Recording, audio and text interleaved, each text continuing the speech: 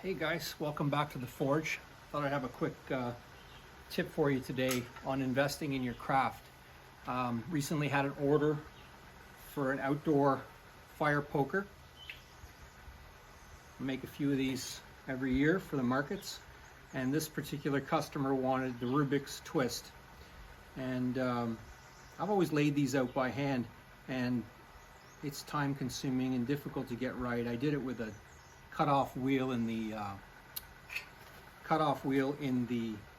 4-inch grinder, and never really 100% happy with the result. Not to mention there's a lot of dust, and so I thought I'd invest in my craft. Investments mean different things. In this case, it was an investment of time, and the amount of time was about 2 hours. And in those 2 hours, what I did in order to make Rubik's twists more consistent going forward. More consistent means easier to make, means probably quicker, which means more profitable. It doesn't mean I make them cheaper. It means that my customers are paying for a more consistent product, and they're also paying for the tooling that I created. So what I created was a set of dies for my Blacksmith's helper or guillotine tool, and I created these dies. The bottom die here, drilled and tapped a couple quarter 20 holes, and created with a piece of round stock 3/4 eccentrics that go on either side of the work stock.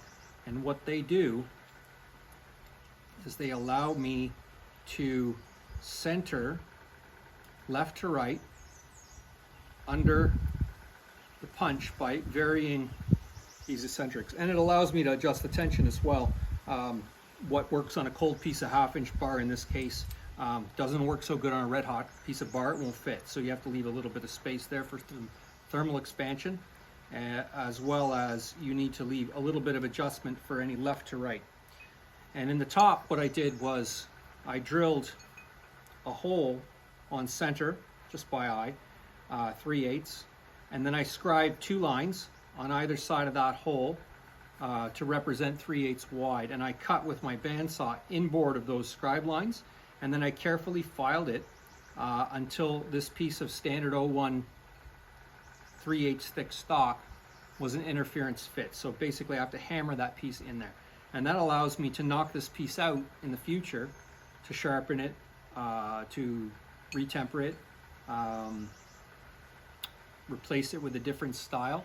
It gives me flexibility. So that 2-hour investment gave me a tool that I can use not only on 1/2-inch bar stock to make a keychain or a fire poker, but I can also increase the distance between the 2 dies up to, in my case, 3/4 of an inch, which is more than enough for me to put a rail spike in there as well.